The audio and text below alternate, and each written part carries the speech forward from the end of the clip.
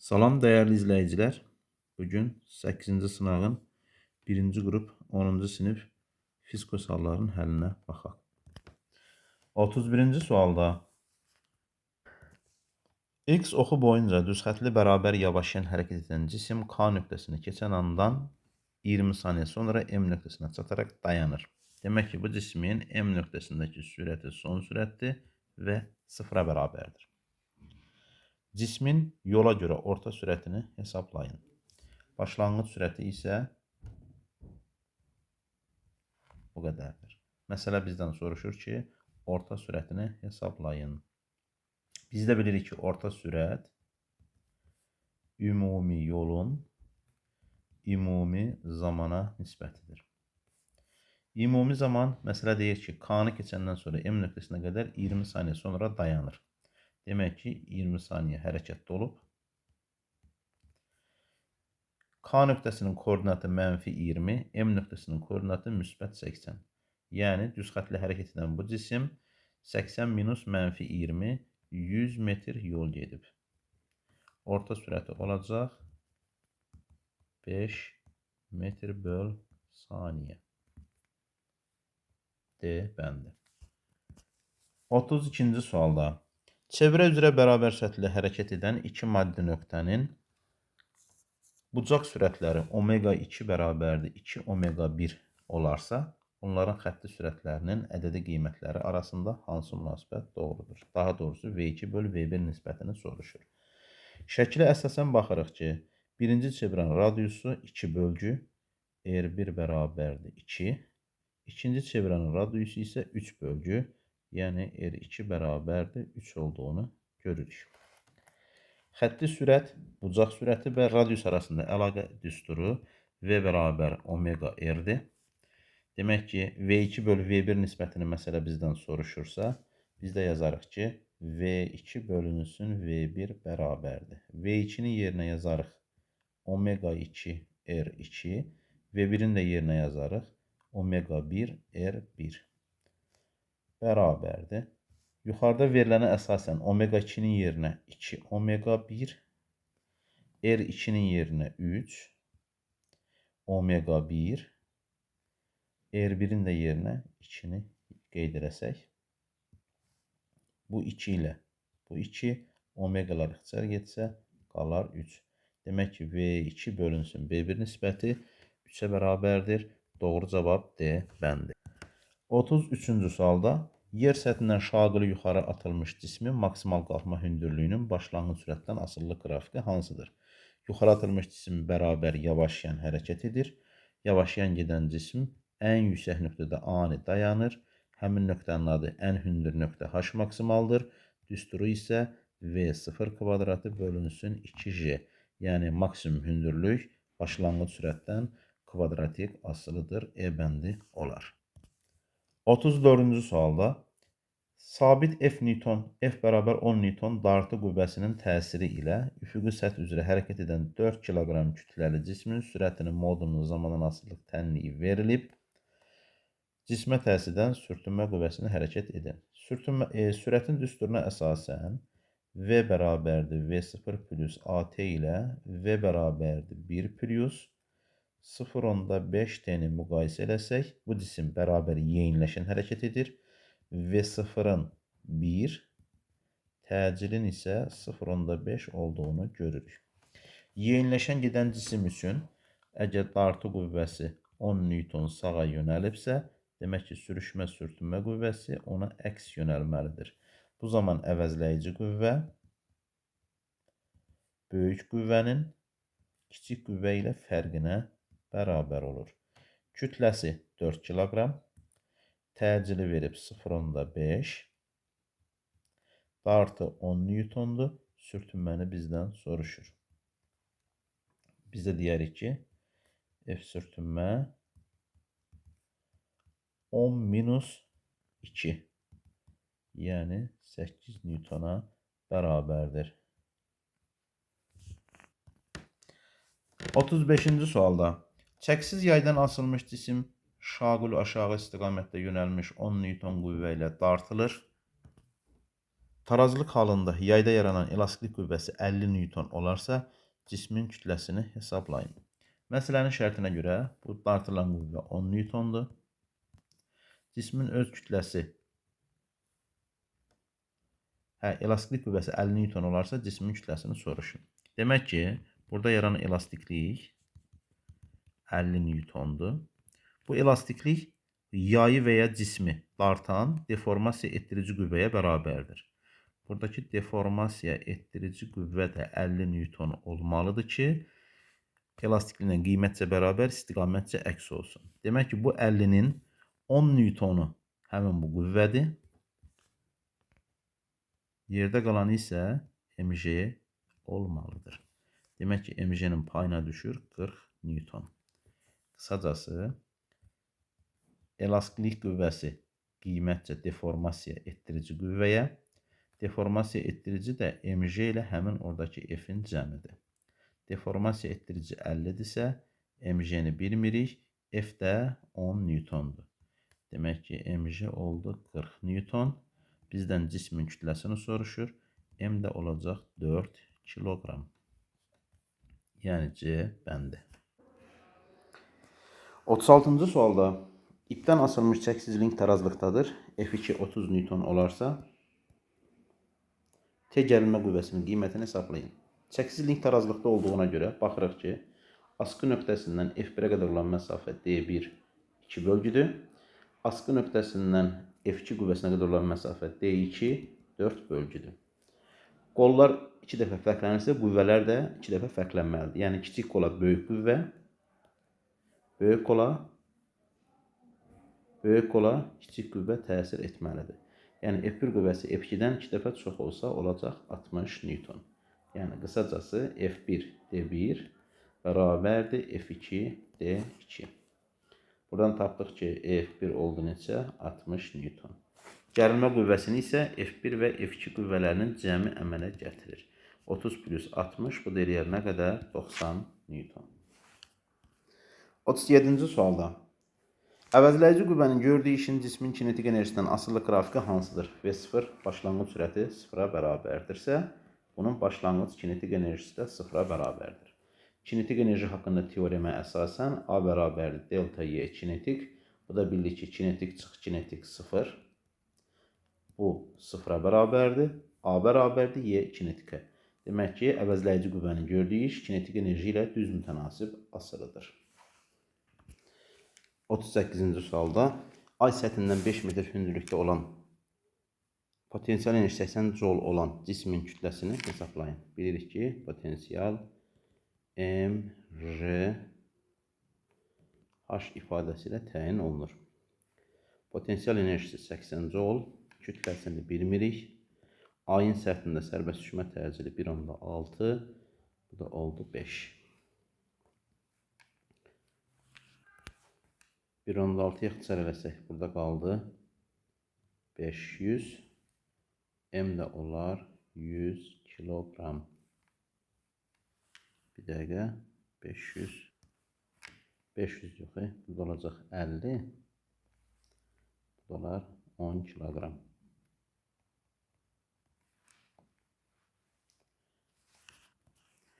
39-cu sualda yaya bağlanmış cisim 0,10-dakı kosinüs 5 pt qanunu ilə rəqs edir.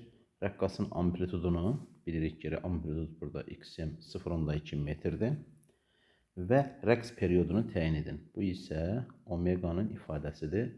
Omega da 2 pi böl t'dirsə, o zaman yazacağıq ki, 5 pi bərabərdir 2 pi bölünsün t'yə. Bu pi ilə bu getsə, t bərabərdir 2 bölünsün 5. Bu deyir 0,4. Demək, amplitudu 0,2 metr 0,4 saniyə olacaq D bəndi. 40-cı sualda suya nəzərən sükunətdə olan gəmidən okean dibinə göndərilən səs siqnalı 6 saniyə gəmiyə qayıdır. Gəmi olan hissədə okeanın dərinliyini hesablayın. Səs lokasiya hadisəsinə əsasən S bərabərdir VT böl 2. Səsin suda yayılma sürəti 1500 metr böl saniyə. Səsin gedib gəlmə müddətləri cəmi 6 böl 2. Bu da eləyər 4500 metr, yəni 4,5 kilometr. 41-ci sualda neftin çənin dibinə göstərdiyi hidrostatik təzyiq 40 kilopascal. Bilirik ki, hidrostatik təzyiq P bərabərdir rho J H-dır. Çəndə olan neftin hündürlüyünü hesablayın. H bərabərdir P bölünsün J rho. P 40 kilopascal, yəni 40 10 üstü 3, J 10, neftin sıxlığı da 800. Demək bu 2 sıfırla, daha doğrusu 3 sıfırla 10 üstü 3 getsə, 40'ı 8'e böldük, 5 metr. 42-ci sualda suda üzən 2,4 kiloqram kütləli cismə təsir edən Arximed qüvvəsinin qiymətini hesablayın. Əvəzləyici bir Arximed. Bu cismi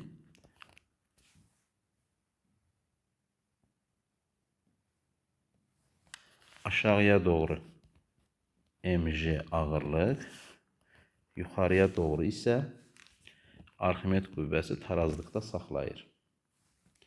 Deyəcəyik ki, üzmə şərtinə əsasən Arximed mg-yə bərabərdir. Kütləsi 2,4, J 10 olanda Arximed oldu 24. Əvəzləyici qüvvə tətbiq olunmuş qüvvələrin fərqinə bərabər olduğundan tarazlıq şərtindən əvəzləyici sıfırdır. Uyğun cavab B bəndi olar. 43-cü sualda başlanğıc temperatur 30 dərəcə Celsius olan mis cisim Kelvin şkalası üzrə 50 Kelvin qızmışdır. 50 Kelvin qızma elə 50 dərəcə Celsius qızma deməkdir. Bu cismin son temperaturunu hesablayın.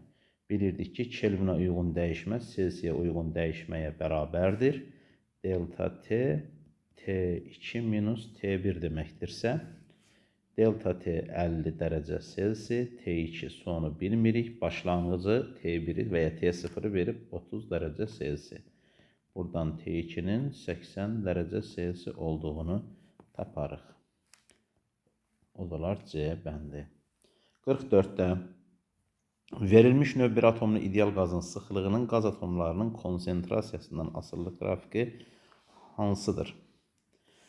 Rho bərabərdir M0N ifadəsinə əsasən Rho N-dən düz mütənasib asılı olar.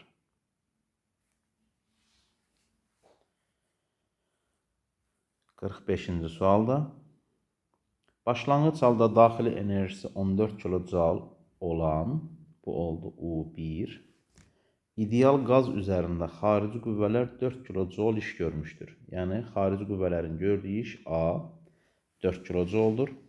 Prosesin sonunda ideal qazın daxili enerjisini hesablayın. Yəni, bizdən U2-ni soruşur. Termodinamikanın birinci qanununa görə Q bərabərdir delta U plus A ştrix və ya delta U bərabərdir Q plus A. Burada Q sıfırdırsa, delta U, yəni U2 minus U1 bərabərdir A, U2 bərabərdir U1 üstə gələk A. U1'ə verib məsələ 14 kilocal. Xarici qüvvələrin gördüyü iş isə 4 kilocal. Bu da olar 18 kilocal. 46-cı sualda müəyyən temperaturda nisbi rütbəti 40% olan havadakı su buxarının sıxlığı, yəni rho 12 qram böl kub metr olarsa, həmin temperatura uyğun doyan su buxarının sıxlığını hesablayın. Fi bərabərdir rho bölünsün rho 0 vur 100. Fi'nin yerinə hər tərəfi 100'ə bölsək 0,4. Rho olur 12 qram böl kub metr. Rho 0'ı bizdən soruşur. Rho 0 da 12 böl 4. Daha doğrusu 120 böl 4. Eləyər 30 qram bölünsün kub metr C bəndi. 47-ci sualda radiusu 1,4 mm olan kapillər borda qalxan suyun hündürlüyünü hesablayın. Qalxan suyun hündürlüyü h bərabərdir. 2 sigma bölünsün rho r. 2 sigmaya verib 70 millinewton bölü metr. Rho su üçün 10^3. J 10. Radiusa verib 1,4 millimetr. 10^-3'lər gedərsə, demək bu 0 ilə bu 0 da getdi. Nə qaldı? 7 ilə 1,4 getsə, burada qaldı 0,2. 2-ni 0,2-yə böldük 10. Məxrəcdə var 10^3 yuxarı çıxdı, oldu 10^-3. 10^-2 metr. Biz də buna 10 vurulsun 10^-3 metr, yəni 10 millimetr taparıq. E bəndinə uyğun gəlir. 48-ci sualda qızılın xüsusi ərimə istiliyinin kütləsindən asılılıq qrafiki hansıdır? Xüsusi kəmiyyətlər yalnız maddənin növündən asılı olduğu üçün kütləsindən asılı olmaz. B bəndi. Havanın nisbi rütubətini daha dəqiq və ani ölçən cihaz təbii ki olacaq rəqəmsal hiqrometr. 50-ci sualda elastik deformasiya halında verilmiş mis məftildən asılmış yükün kütləsini 2 dəfə azaltdıqda onda yaranan mexaniki gərginlik necə dəyişər? Bilirik ki, sigma bərabərdir F bölünsün S. O da olar mg bölünsün S. Mis məftildən asılmış yükün kütləsini 2 dəfə azaltdıqda, bu kütlə 2 dəfə azalarsa, mexaniki gərginlik də 2 dəfə azalar. B bəndi. 51-ci sualda T1 temperaturlu və V1 həcmli isti su ilə T2 temperaturlu və V2 həcmli soyuq suyu qarışdırdıqda qərarlaşmış temperatur hansı ifadə ilə təyin olunur? T son bərabərdir C1 M1 T1 üstəgələk C2 M2 T2 bölünsün C1 M1 üstəgələk C2 M2. Buradan hər ikisi su olduğu üçün sıxlığı və xüsusi istilik tutumları eyni olduğundan düsturumuz olacaq V1 T1 üstəgələk V2 T2 bölünsün V1 plus V2, yəni D bəndi. 52-ci sualda ideal qazın daxili enerjisi və qaz molekullarının orta kinetik enerjisi üçün Venn diaqramına baxaq. BCD vahidi jouldur hər ikisinin.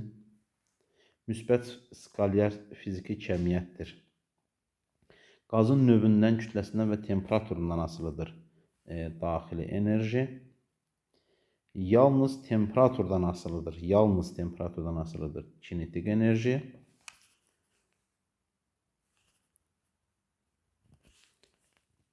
U bərabərdir 2-də 3 nu RT.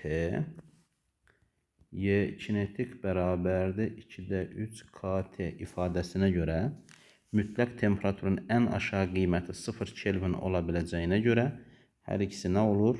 Müsbət skalyar kəmiyyət olur 2. Yəni 3, 4, 12. 3, 4, 12 görürük ki, B bəndində görünür. 53-cü sualda açar sözlərdən uyğun ardıcıllıqla istifadə edərək mətni tamamlayın. Sabit temperaturda ideal qazın halının dəyişməsi prosesi izotermik proses. Sabit həcmdə ideal qazın halının dəyişməsi prosesi izoxorik proses. İzoxorik prosesdə verilmiş kütləli ideal qazın təzyiqli temperaturu ilə düz PV bərabər nÜRT düsturundan. İzotermik prosesdə verilmiş kütləli ideal qazın təzyiqi onun həcmi ilə tərs mütənasib asılıdır. Ardıcıllıq 4, 3, 1, 2 olar. 54-cü sualda cismə tətbiq edilmiş 3 qüvvənin əvəzləyicisinin modulunu hesablayın. Öncə F1 5 Newton və F3 11 Newton bir düz xətt boyunca əks yönəlmiş qüvvələrin əvəzləyicisinə baxsaq, bunların əvəzləyicisi böyük qüvvə istiqamətdə, 11/5, yəni 6 Newton. Bu istiqamətdə isə F2 qüvvəsi görünür 8 Newton.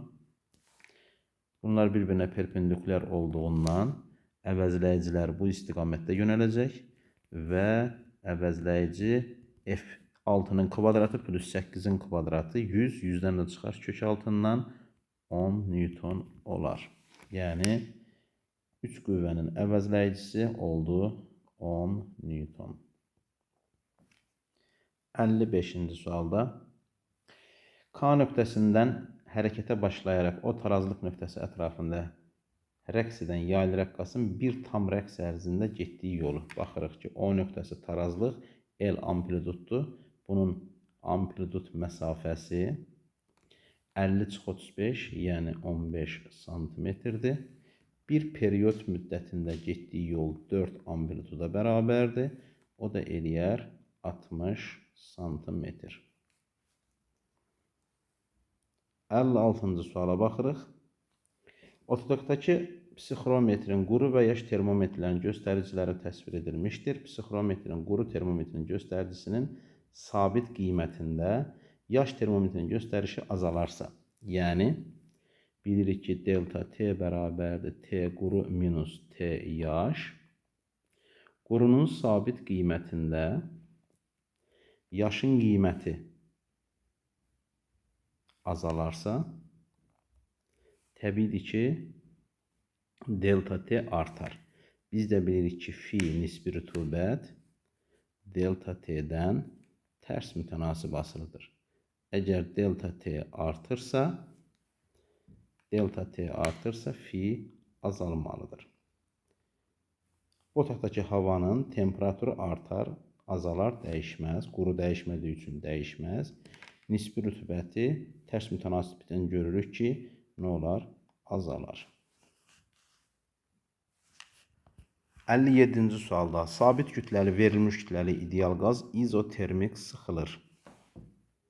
T sabit sıxılır. Demək ki, təzyiqi artır.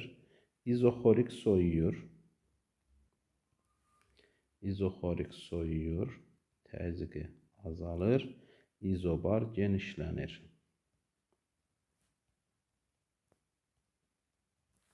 Qazın daxil enerjisi. Demək ki, biz burada 2-də 3 neu RT düsturundan, bir də sıxlıq var. Demək ki, rho bərabərdir M böl V düsturundan isə sabit kütləli sözü var. Qazın daxil enerjisi artır. Demək ki, onun T'dən düz asılı olduğu üçün temperaturun artdığı, yəni izobar genişlənməyə baxacağıq.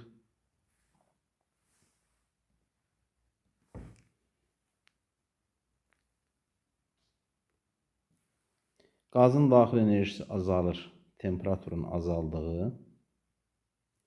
Daxil enerjisi dəyişmir, temperaturun dəyişmədiyi. Sıxlığı dəyişmir. Düstura əsasən M sabit idi, sıxlıq da dəyişmirsə həcm sabit olmalıdır. Qazın sıxlığı artır, sıxlığın artması üçün həcmi azalmalıdır. Həcmin azaldığı isə izotermik sıxılma, yəni bir mülahizəsinə uyğun gəlir. 58 yazılı cavab tələb edən suallara baxaq.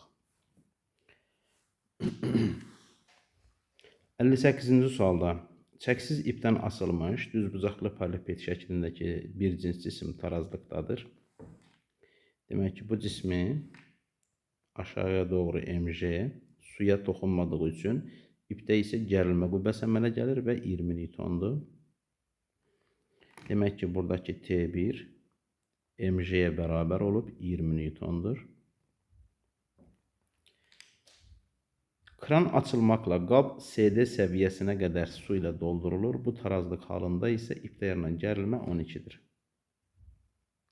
Təbii ki, buna eyni ağırlıq təsir edir və qiyməti 20 olduğunu gördük. Və burada mayya batırıldığı üçün Arximeddə var. Demək ki, T2 mj minus F Arximedə bərabərdir. T2 12, mj-nin 20, Arximedin isə qiymətini tapa bilərik ki, olar 8 Newton. Bizdən də soruşur ki, cismin həcmini hesablayın. Cisim mayeyə tam batırıldığı üçün F Arximed, Rho maye və cisim J ifadəsi ilə hesablanır. Arximed 8 Newton, Rho maye sudur 10^3 və cismi bilmirik, J də 10. Buradan taparıq ki, V cisim bərabərdir 8 bölünsün 10^-3. Bu da eləyər 0,8 10^-3 kub metr desimetrin kubu. Yəni 58-də. 59-cu sualda yer səthindən müəyyən başlanğıc cəhətdə şaqılı yuxarı atılmış cismin kinetik enerjisinin potensial enerjiden asılı qrafiki hansıdır? Havanın müqaviməti nəzərə alınmır. Havanın müqaviməti nəzərə alınmırsa, kinetik və potensial enerjiləri cəmi tam enerjiyə bərabərdir.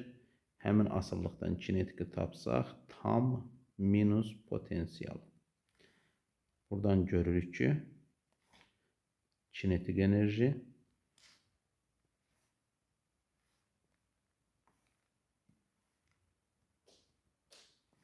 potensialdan xəttə asılılır.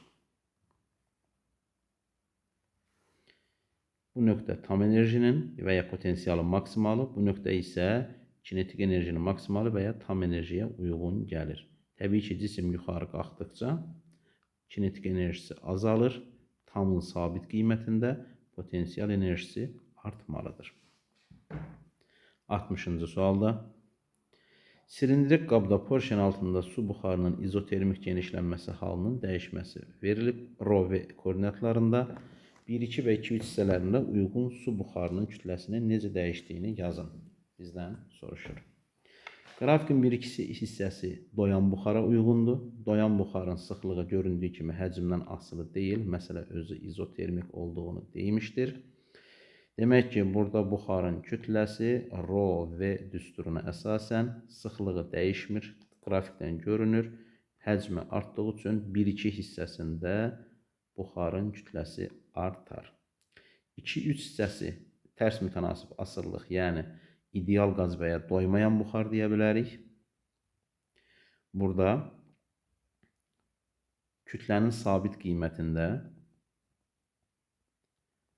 Rho V-dən tərs mütənasib asıllığı məsələ özü verib.